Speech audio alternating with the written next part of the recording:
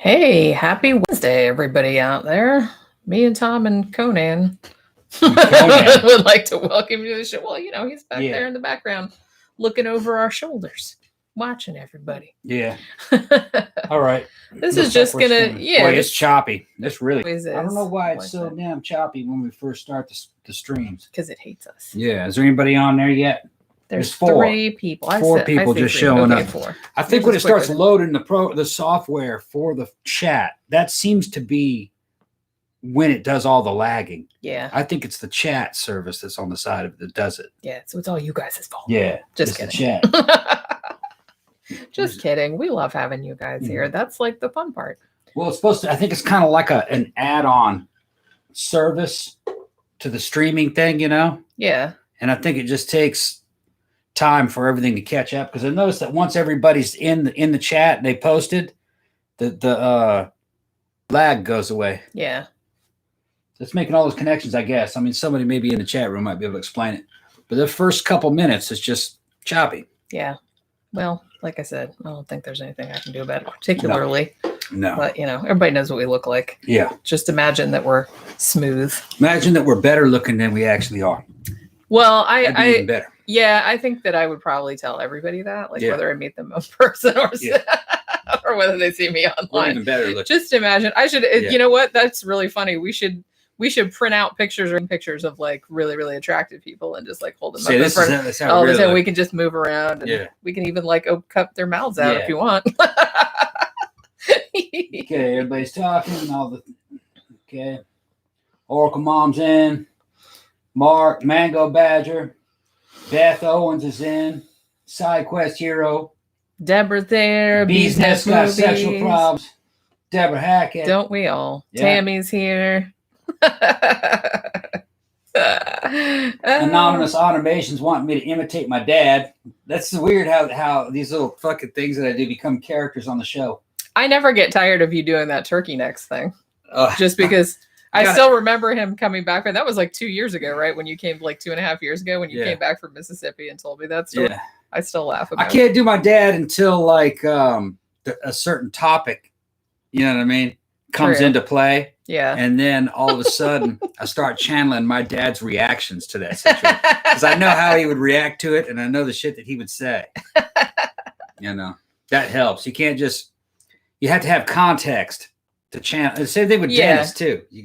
I can't. Yeah, I get it. You can't just bust it out. And I can. Honestly, it's just not as good, If you bust it out all the time, then I don't think people would appreciate it as much because people would just get tired of it. Yeah, the only reason why people ask me to do it is because it's funny when I do it. And it's funny when I'm doing it because Dennis decides to speak. You know what I'm talking about? He has deigned us, deigned to grace us with his wisdom. Or, it's kind of like channeling the force or channeling the fucking spirit or something. Or, something will happen and I'll hear in my head my dad's reaction to it, how he would react to it. It's fun. I've only met your dad one time and it was a long time ago. He came here for Thanksgiving. Yeah. How many years ago was that? A couple years. That was a while back. It was no, it was longer than that because it was 2.5 years that you went when he had the bypass. Okay, yeah. So I think it was a couple years before that. So it might have been 4 years ago, 5 years ago, maybe. It was a long time ago. So I don't even remember. So I've only met him one time because he doesn't live here. Yeah. And so that was he came here for a week or something. And I don't even remember. I remember him sounding like that. It's just, I can't really remember a lot of what he said when he was here. Well, he stays at home, he's retired now, and he's pretty weak. So he just stays at home and reacts to television. He still watches television. Yeah. He tells me what he saw on television. And then he'll tell me the same old stories he's been telling me for 20 years. That's kind of a lot of really old people do that. Actually, I don't know if they forgot they told you or they just only have so many stories. They only have so many stories and they'll keep telling that same story over and over again. And if I give him anything new, he's like, nah. Like I was telling him about Christ myth theory, from. Oh geez, you got into that. I got into Christ myth theory one time. Yeah, with Dr. Price.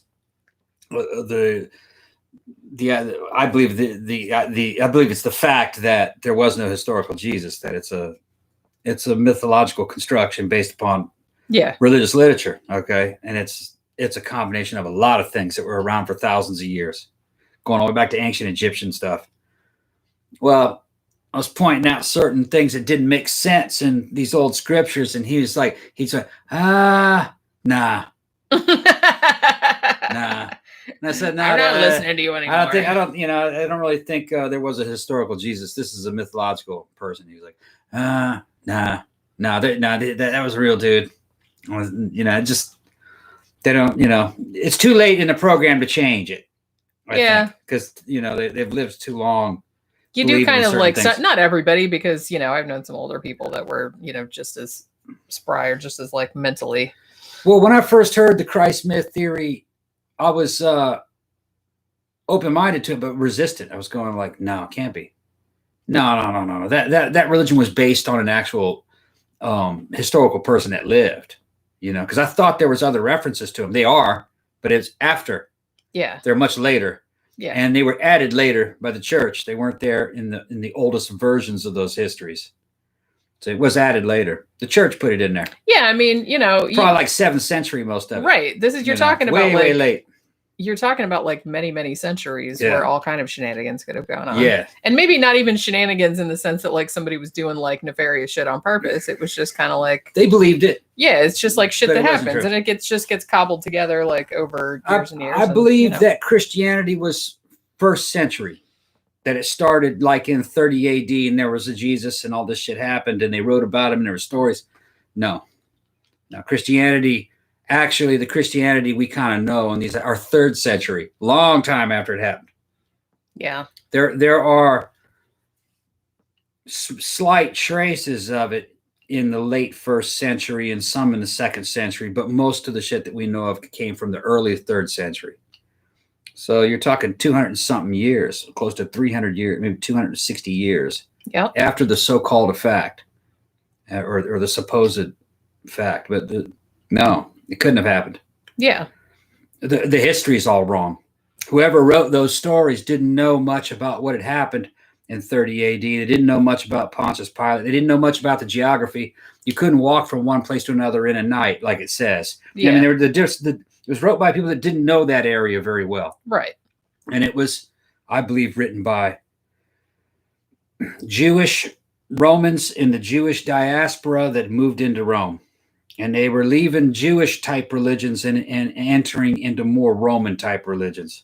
And Jesus is a perfect mixture of Jewish and Roman. And that's what they're talking about. Yeah. It's just a mixture of a lot of those characters.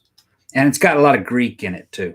And as Oracle Mun pointed out in the comments, it got mushed together with the Mithrin cult. Yeah, exactly. It would be kind of like, imagine you believe in Islam. And then you and your family move to the United States, and you're here for like, your family's here for like 100 years or 70 years. You're now born in America. You're only Muslim because your grandfather was Muslim, but you don't really feel like you're Muslim. So you say, you know what? Islam is not the Islam that's in this book that we believe. Islam, in other words, they start making up a more Americanized version of Islam. Okay. Yeah, or just like stuff that's more in line with the culture. More in line with the culture. The things that they like and they want to keep, Exactly. The things that the ancient Jews believed in the 1st century weren't in line with Jewish culture, or with Roman culture. The Romans and the Jews were at a war with each other for a long time, and there was basically Canaanites, Judea area. And they believed in a pantheon of religions, or pantheon of gods. And a lot of them were literally called zealots. And they fought, they were kind of like ISIS, kind of like redneck versions of the Greek religion in a way. Yeah, it was Bubba Greek. Yeah. The Canaanite pantheon was kind of like a redneck version of the Greek pantheon. There wasn't a big difference between them, but they were country people. And they didn't get along real well. They didn't want to be a part of the Roman Empire. Rome occupied them. There was a big war that went on. But over time, over generations, they were moving into into the Italian peninsula in the heart of the empire. And they'd been there generations. They didn't feel like foreigners. They just felt like Romans. So they just Romanized Jewish religions. Yeah. That's all they did. So it's Christianity. Yeah. It's just it's a Jewish. Well, like I said, you can see it all over the world in like every belief system. And it's just, that's what people do. It's like they move into new places and it's like, it's syncretism is, you know. Yeah, syncretism. It's a Jewish sect. It's been Romanized a lot to fit better in. And they did that with a lot of shit. They did that with an ISIS cults, and other Egyptian cults did that exact same thing. Mithraism was a Roman version of a Persian religion about Mithras. So there was always a Roman version of all the foreign religions. Yeah. And Christianity was one of them. Yeah. I'm sorry. I spaced out for a second because I was thinking about Eddie Izzard talking about the Romans taking all the Greek gods. And and one of the weird things about Christianity is that it had elements stolen from it from an Attis cult. I think it was Attis. And in Christianity, you have your Savior. He's crucified on a religion, on a cross, and his blood washes away your sins. It's a big sacrifice. That came from Jewish, basically blood ritual magic with scapegoating, where you have a lamb and you let the goat go, but then your good lamb, you sacrifice that, and the blood washes away the sins of the tribe. That's exactly what happens in the crucifixion. Yeah, it's like a symbolic. It's the exact same Jewish blood magic. Yeah. Well, there was a Roman cult that kind of had something like that. It was a cult of Attis, and the most devout worshipers of the cult of Attis cut their own fucking junk off. They became total eunuchs. That's hardcore. And evidently, in the time of like in the first century, a lot of Romans kind of would refer to the early Christianity and the cult of Attis as both being insane superstitions. So who knows? The very early Christians might have believed in some crazy shit. Whatever they believed in is long gone. It's all been erased. Yeah. We only have modern versions of Christianity. Well, yeah, because a lot of it was destroyed. It was destroyed when by the church. kind of, they're like, okay, well, this is the version we're going to use going forward, and they're just like, let's we're not going to talk about this anymore. That's why the New Testament has all this references to our Father and our supper, as opposed to there was another supper, and that this specific one, our Savior was born of a woman. He was born of a woman. He was fucking born. You're like, big what fucking kind of claim deal. is that? Everybody's born of a woman. Yeah, he was born. Well, what they're talking about is that there were other versions of Christianity that must have been where he was never born. He was just a celestial figure in heaven, sitting at the right hand of God on a throne. Probably an archangel above Gabriel. And you could bypass Judaic law if you appealed directly to God's highest son. He'd get you. In other words, you could cheat. Yeah, you could cheat Jewish law. There's always a loophole. If you just kind of accepted the blood sacrifice of this higher angel.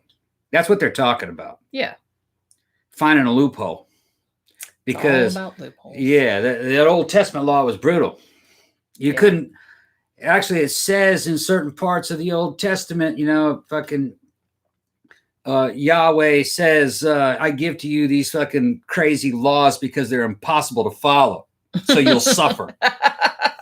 Because that's what we like. We like watching other people suffer. Because we're kind of dicks like that. Well, Yahweh was a demiurge. Yeah. That's what the Greeks would call it. A demiurge is basically a devil god. He was God and devil together. And the covenant was about you will do this or else. And then there's all these had nothing to do with right or wrong. It was just ritual purification. Don't touch that fucking ark. They'll kill you. Even if it's falling and you try to catch it, I will fucking kill you. And that's basically what Old Testament stuff was about. Your firstborn is mine. Yeah. It's just they were killing the firstborns. Yeah. Which people omit that from Bible stories and Bible class. Well, it's not a fun Bible story. No. I mean, No, the original Yahweh, you killed your firstborn, both livestock and humans. And they even got the damn clay pots with the damn dead babies to prove it in the areas where they did it. Yeah, so it was child sacrifice. Yeah, and then it says, "Don't give any of your children to Molech," which that was Yahweh's other brother. Yeah, don't give it to Molech. Don't give him the baby. Give it to Yahweh. Okay. That's like so messed up. Yeah. It's funny because when I was a kid, because I wasn't raised super religious or anything, But I had an extended relative that was kind of more religious than we were and gave me like a kid's, like a really pretty, like illustrated book of Bible stories. And even some of the ones, I mean, they left out like the really horrific ones, but even the ones that were in there, I mean, the Abraham and Isaac story was in there. And I remember reading that as a kid and being like, that's fucked up. Yeah. Well, they're making a comment about reforming Judaism. Don't sacrifice any children anymore. Yeah, knock that off. Even if God asks you to We shouldn't have to tell you, but knock it off. Well, no, what it is, it's not what it says. It says, even if God tells you to do it, don't do it. That's over. That's what it means. Yeah. It says you proved it yourself. And that's what they tried to do with that story is to get people to stop killing their children, even if they thought God was telling them to do it. Right. Okay. Because they were trying to break them of that tradition. You know what I mean? The head of the household would be like, yeah, I know they don't want us to do this, but I prayed and God said we have to kill this child. Yeah. Well, they just, in the new stories, it says, even if God tells you to do it, don't do it. Yeah. Because the shit's fucked up. Yeah. Yeah. Oracle Munn says, points to SelfPreachers Kid, now atheist, because I actually read the Bible and Dad couldn't explain it all to my satisfaction. That's kind of where I came from as well. Like I said, I wasn't raised real religious, but I think other than reading the Bible stories and thinking, man, that's really fucked up and that doesn't seem right to me. But also I got really interested in other mythologies, Greek, Roman, Egyptian mythology when I was a kid. And I thought to myself, like people believed this once just as stringently, like as people believe like Christianity or Islam or whatever nowadays. Yeah, it's the same. So I thought, well, there must not be any difference between those two things. And I think I figured that out when I was like 9 or 10 years old. And, I don't really go around saying, all the, that what the Bible says is bad. The Bible says a lot of things. It's a mixture of everything. You can find pretty much anything whatever you want. In there. It's a cultural library. Yeah. Of people that believed in things going back a long time.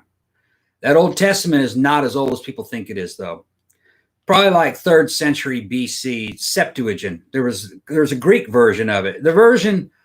The Hebrew version of it was actually a copy of the Greek version. The oldest is the Greek version of it, the Septuagint. And the Torah came from that. And the Greeks got it from Canaanites. They were translating it from Canaanites, and evidently the original doesn't exist. But it's not that old. And the stories that are in it are not that old. So they're reboots.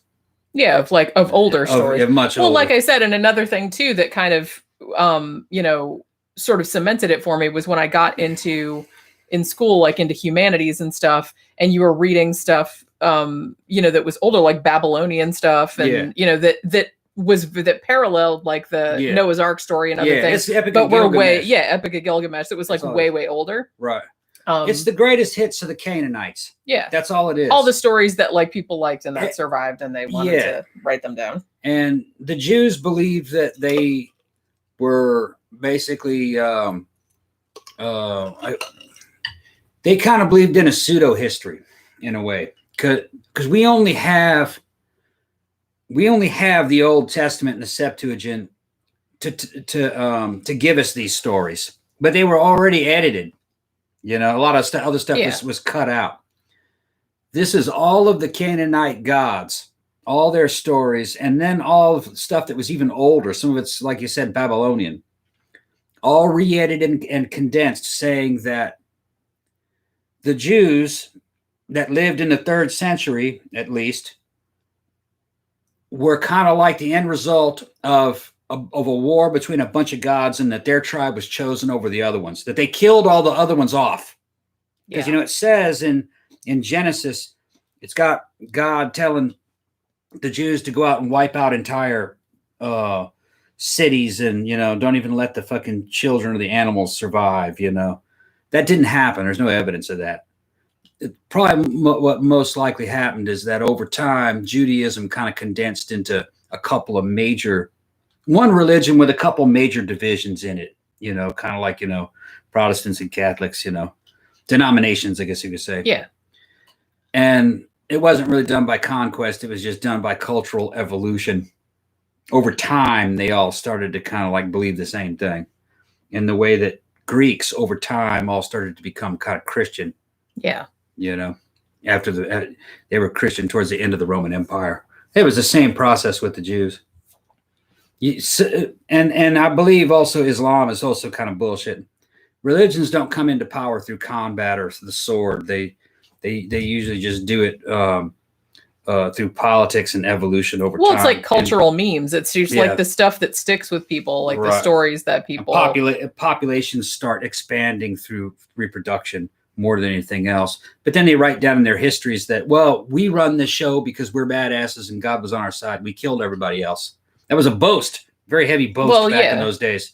Well, that's usually not how it happened. Everybody wants to be the one that's like the favorite, and you know, we're the ones that have all the magic powers on our side, and so we're gonna smite all our enemies. There's no evidence that Muhammad went out and conquered a bunch of land with a bunch of new Muslims and shit.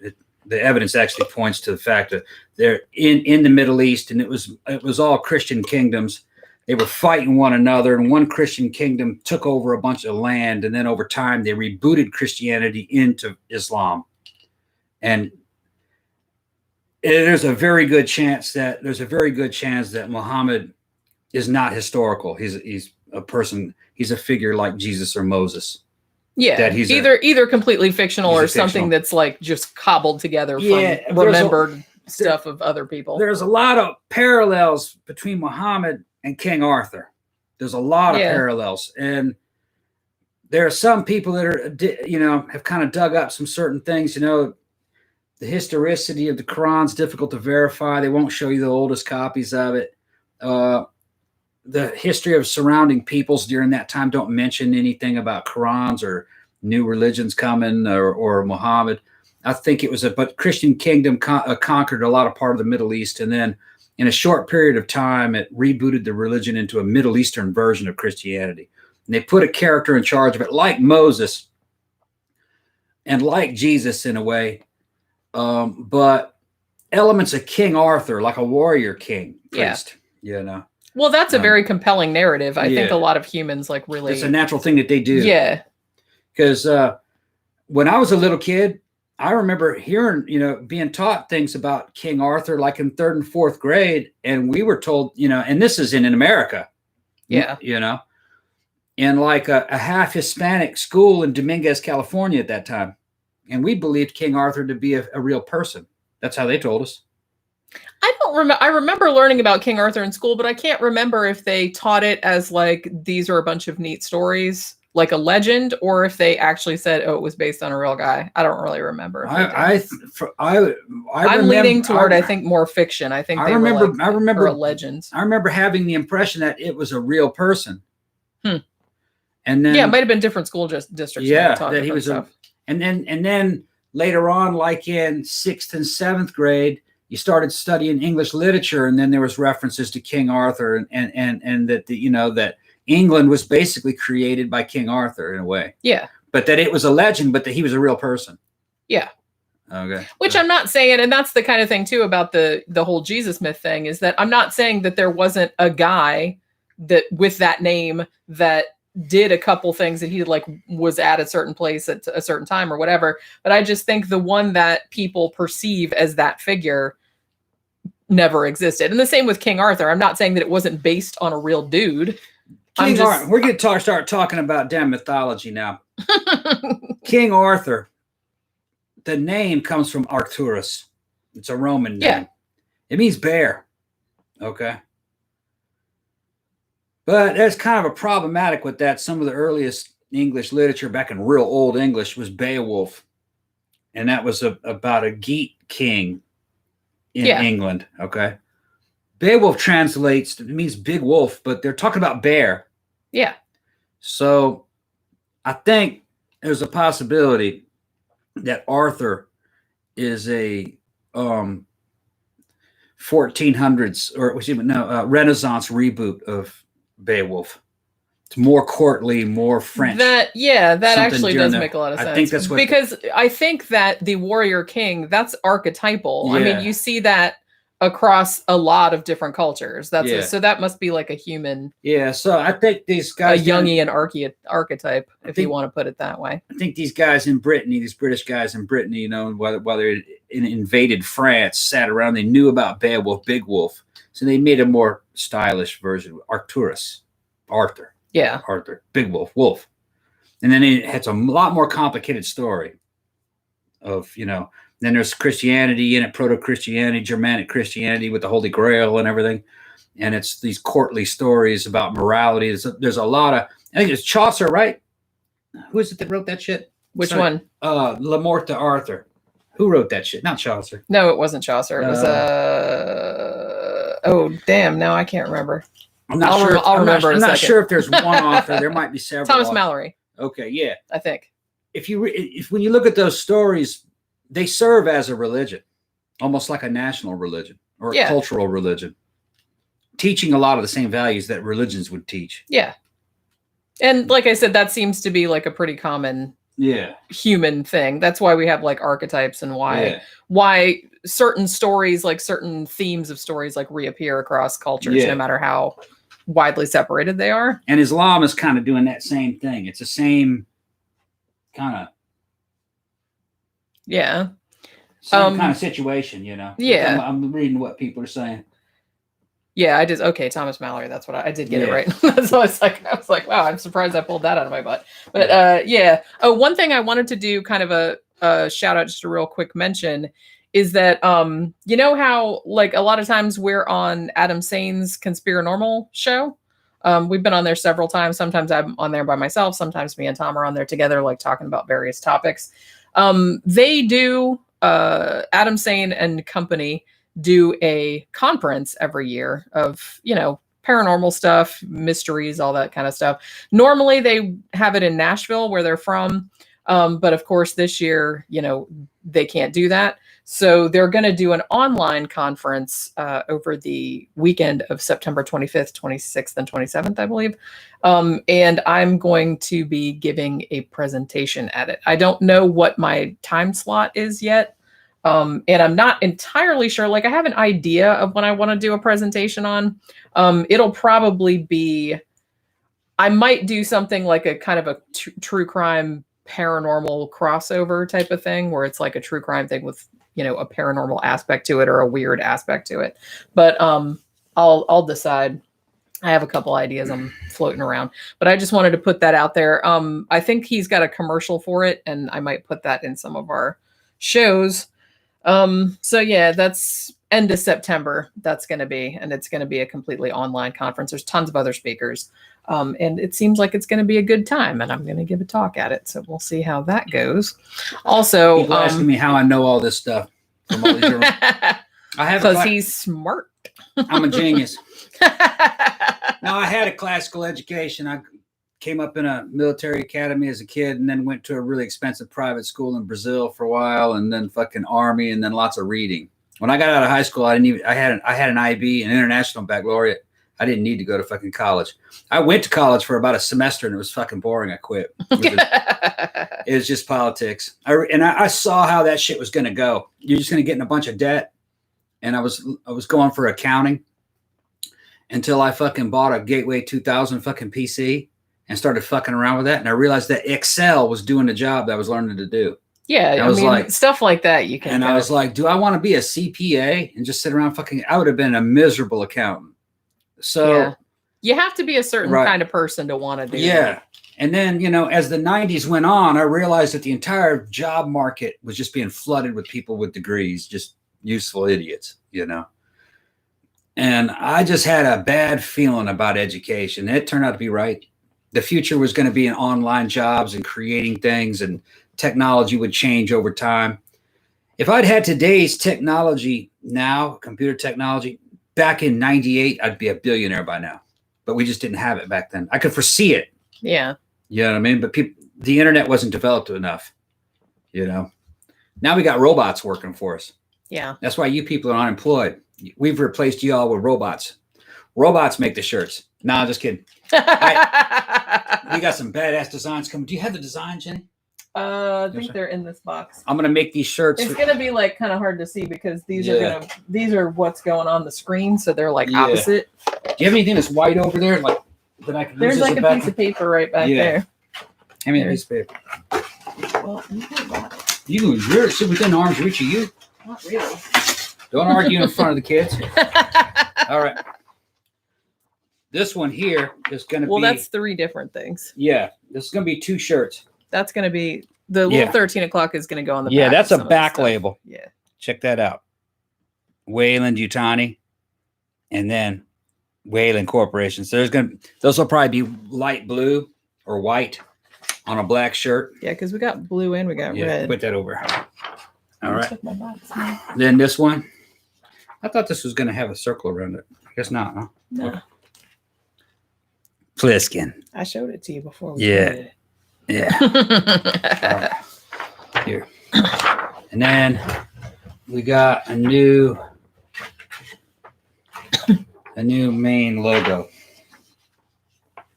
I love this one. Yeah, I like how that came out actually. I'm gonna make. I even bought some extra blank shirts so I could have some of them too. So we bought I got red ink too, so I could have a red one. I got blue, I got white. So we made. I got 5 new screens. I got a bunch of screen material. I need to get the little gaskets to seal the screen. Yeah, those are coming in a couple days. That'll be here in a couple of days, and then I got the envelopes too to send them out. Yeah, so then I'll make a bunch of screens for that, and we'll start production. And I'll cook that shit in there. It's gonna look badass. He's cooking the shit. I'm gonna cook it up. Much like the shit you're cooking right now. Yeah. He's making fish curry right now. It's in there slow cooking.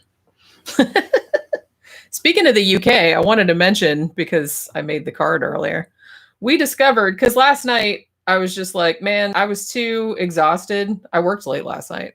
And I was too like the Pliskin one. Fucking right. That was my concept. Yeah. It's the fucking Ford Cobra logo, but it just says Pliskin on it.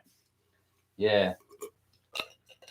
But yeah, so I didn't really feel like watching a movie or anything like that because I'm like, my brain's too mushy to pay attention to a movie, which is why we're not reviewing a movie today. However, we did discover that Tubi not only has a bunch of the old US kitchen nightmares on there, they also have a shit ton of the UK kitchen nightmares. Yeah, those things are fucking hilarious. Which everybody knows are way better. I like the US ones too, but the US ones, just like everything compared to, British TV and US TV, like US TV shows are just like edited so spastically that I just can't. It's like really hard for me to watch them.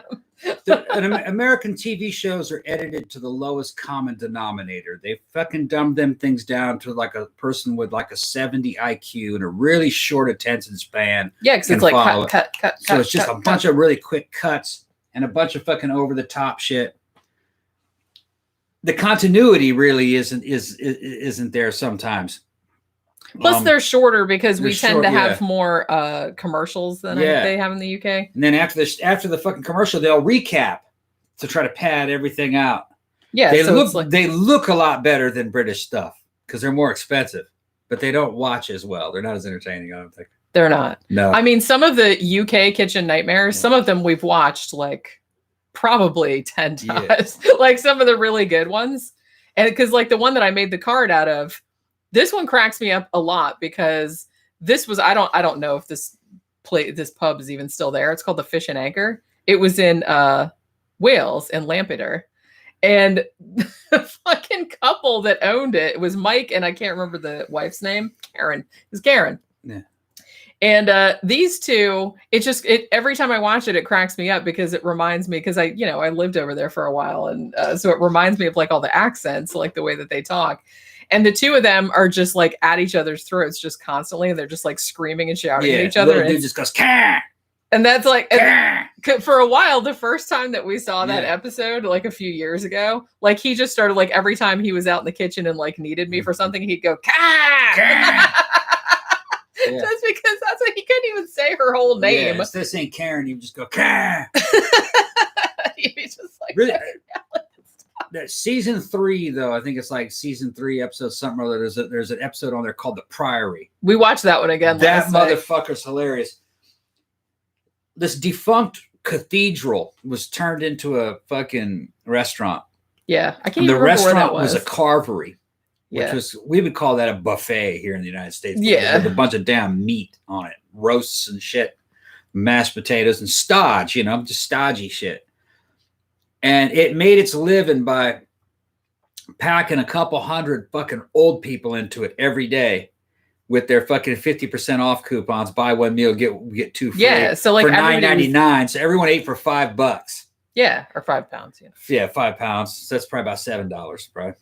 And then it's just funny, man. These fucking old British people in there. They had this woman. She just twee as shit, and she's going like, "Oh, it's good to have a little joint. There's nothing like you at home. You just can't always have a joint." She said joint. And she just he backed it up so he could watch it. Joint. I was just like, that's a strong ass tea you got. She was very posh. Yeah, and I'm like going, hold on. Hold on. 2 of you are eating for £5 each, and you're posh as a motherfucker, but you can't afford a joint at home. And I'm thinking to myself, the way she's saying joint too, it just sounded sexual and shit, like she was getting ready to jump on. It's a big old joint. It's got a bone in it. Got the crooked. It's crooked. Hey, she's like an old lady. She's got to get her jolly somewhere in the meat. Well, and as many times as I've seen that Priory episode, it's like, so £5, could you eat as much as you want? Like, was it an all you can eat? It looked like buffet? it. Yeah, it looked like it. I mean, so you could actually. I'd put those fuckers out of business. They'd learn. They were going out of business just with those old farts I'd punish the shit out of them. We had a really good buffet before the pandemic hit, fucking called Koi Wan. It was Chinese and Japanese. It had sushi and everything. Yeah. Okay. They had everything. You could pay extra for fucking crab legs, and all you could eat fucking king crab legs. It's a huge place. Hell yeah, fucking boiled shrimp and shit. When they saw me show up, man, them Chinese people fucking go, "Oh, here he's coming! He's coming!" I punished them, man, because I'll sit up there and just eat nothing but shrimp. Yeah, we used to eat all their shrimp and I'll eat like some of their mussels. 5 pounds of fucking shrimp, just fucking boiled shrimp. I think we've mentioned that before. Like Pure boiled shrimp, you can it seems like you can just eat them and not get full. Yeah, that's kind of you get full from the you get full from the cocktail sauce, not the fucking shrimp. Add all that shit up. You go, man, that's a whole fucking soup bowl of fucking cocktail sauce I ate. Cocktail sauce is so good. I could probably drink cocktail sauce. I love cocktail sauce. Easy to make. I know it is, but it's ketchup, horseradish, and lemon. That's all it is. Yeah, I really like to go in there. It's like, and you got a good deal for your money. Yeah, and don't eat any of that rice. Yeah, you had to stay away from the rice and noodles, but it's like if you stayed with the meat and veg dishes, you could eat a lot more. You can eat a lot more, and it's a lot more healthy for you. Because you won't get carbohydrate crash and blow up. Yeah, it's just meat, man. It's like keto diet. Keto diet. I like sushi, but there's too much rice in it. Yeah. Yeah. Just like the lady at the Priory. She wanted the meat. Yeah. All those. Do you realize that I think that season, goddamn, when did that season of Kitchen Nightmares come out in the UK? Because probably like 2003 or something like that. So all those people are probably dead now. Well, because I mean, all the people that were in there were like 90. Yeah. And it reminded me, like when I was a little kid. They were running kid, an old folks home, really. Yeah. And like Gordon was saying that too, which I thought was very funny. But he was talking the Blue Rinse Brigade, he called them. Yeah. But it's like, it made me remember like when I was a little kid, what is with like really old people and like, it's, I guess they all love a bargain or whatever, but they're on fixed incomes. Yeah. Well, I am too. Yeah. But you know what I mean? Thing is that most people are. Their fixed incomes are from retirement though. Yeah. And that's probably not very much. But I just remember when I was still making some money. When I was a kid, my grandmother and her sister would take me to the mall when I was little, and in the mall we used to have, it wasn't a Morrison's. What's that other buffet chain that's not around anymore? I can't remember what it is. One of those fucking. But it was like Morrison. No, we didn't have any of those. There was two like competing buffet chains. They had some old shit back when I was a little kid. They called them smorgasbords. And the old people back then ate on them. They had fucking aspic and jello and shit. Yeah, that's what I'm saying. That's what I'm thinking of. This was like that. Yeah. And you just went through I mean, when I was a kid, I thought it was like super cool because you could like go through and you could pick whatever you wanted. Yeah. And then like when you went and sat down at the table, there was like all these refrigerator cases that had all these like individual pieces of cake and pie and stuff. Yeah. And then I'd get to toddle over there and get, key lime pie or something like that. And it was like a big day out. We got to address fucking what people are saying. Looking at Gordon's F words, Tammy saying, we've seen the F word. It's pretty good. Yeah. And some of those are on Tubi too. Yeah. I don't know, because when we were looking at UK Kitchen Nightmares, I didn't realize that there had been a 6th season of that. And that came out in like 2006 or 2007. Did we finish that season? Yeah, because it wasn't that many episodes. I don't know if that's all the episodes there was, because their seasons tend to be shorter. Mango Badger says he's given up on UK TV. He's got Netflix. Sign up for Amazon Prime and get the show. Yeah, television is on its way out. I mean, it just is. It's from another era. Like I said, it's not even people that, watch shows that are on TV, like broadcast TV. We watch them on the internet. You wait until later to watch them so you can binge them all at one time. The only thing that we watch on TV is the new Gordon Ramsay show, Uncharted, and we just DVR it and watch them later. Yeah, it's fucking basically TV is now like 8-track. You might as well be fucking 8-track, reel to reel. Yeah. That's just fucking, it's an outdated, dying fucking, what do you call it? Media. Piccadilly. That's what it was. Yeah. Piccadilly Cafeteria. Right, Thank you very much, Beth. That's the other one. We had Piccadilly that was in the mall, and Morrison's was standalone. Oracle's asking me our buffet is going to come back at the end of the year. This is what I got. No, nothing's coming back. Nothing's ever coming back. The lockdowns are never going to fucking open. Civilization is going to collapse. The fucking states will go to war with each other. It'll be a cross between fucking a tidal wave and a race war. That's the spirit. And fucking Mad Max. It'll all be fucking one thing. It'll be kind of like Katrina, depending on what state you live in. Now, if you got balls, it'll just kind of blow that shit off. Go, yeah, let's just go ahead and fucking open it back up. We'll take the hit. Let the old and weak die. Open up them fucking buffets. That's fucking. Tom wants his shrimp. Tom got to have some fucking shrimp. I'm just trying to be realistic with you people. You know what I mean? Depends on if people want to fucking drop their nuts. If you want to drop your nuts and stop being a pussy, then you can open it up and it'll be all right. Buffets will serve human meat. They very well. Yeah. Well, if they don't get their shit straight soon, they will serve human meat fucking soon if they don't get their. People don't realize how fragile civilization is. This bitch will look like Mogadishu in fucking 2 months if you do the wrong thing. There'll be a fucking human flesh markets and fucking slave markets and all kinds of shit. Selling white girls up on fucking blocks and shit. So when the Soviet Union fell, fucking hundreds of thousands of fucking Russian girls fucking just vanished. They don't know where they went. I think they were sold. Sold them all off to Middle Eastern brothels and shit. Harems. Yeah. Pretty sad. Yeah. So, people have this artificially fucking inflated view of the way the world is and what human beings are. And when all your wealth is gone and electricity doesn't work and money no longer works, people rapidly go into the gutter. And if you don't, you die. That's why bad shit happens in other countries. I grew up in a country where bad shit happened, to Brazil. And that was during the good times of Brazil. My friends that stayed there, most of the kids I grew up with in Brazil, they're here now. They left. Their family did whatever they could to get them out of there. They were upper middle class and upper class Brazilian people. They're all over here now. And what's happening in Brazil now, it's fucking horrible. Horrible. And, you'll never really hear about it. But it'll eventually get out. But it's just lawless anarchy and dysfunction. It's like the Star Trek mirror universe, Yeah, you bring that up a lot. Yeah. Because it's happening now. Once that mask of fucking civility is torn away, it's bad. Human nature is not that good when you're in a world surrounded by poor and desperate people. All right? It becomes a low trust society very quickly. And it's got a certain synergy. It starts to snowball. Anyway. Yeah, fucking cannibalism. I'm going to Soylent Ross. Yeah. Well, it'd be like Thunder the Barbarian times. That's what he said. Yeah, exactly. I'm fine with Pookie eating me if she has to. Yeah, no. I would rather Pookie survive. Is she out on the porch? Where is she? Her and Beijing were fighting earlier. Beijing climbs up on the, because we probably mentioned this before, but we have like a one of those things that you bolt into the wall, and it's like all these little things that lead up to the what? Anonymous is going, yeah, we need to find our salvation with the World Health Organization in China. Yeah, they're going to help us. Yeah, they'll help us. Yeah, you we done? Yeah. All right. I didn't know if like the food we need to check on that because I'm getting. It's not cooking. Oh, it's not? It's not cooking. Oh, I thought you were done with it. I'm done with the sauce. Oh, okay. I see what you're saying. Why, you want to go? You hungry? Yeah. I just got to cook the fish and the shrimp and then heat the sauce up and the rice is done. And then just, that's it. No. I did the prep work. Oh, okay. I see. I'm a professional.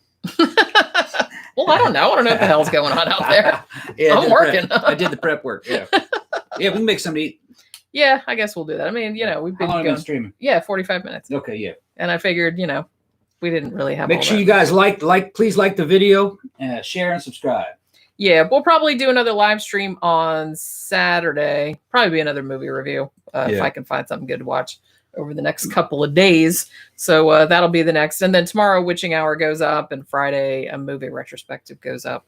And then Saturday, we'll see what that is. That'll be live again. So you guys take care out there, and we'll talk to you again very soon.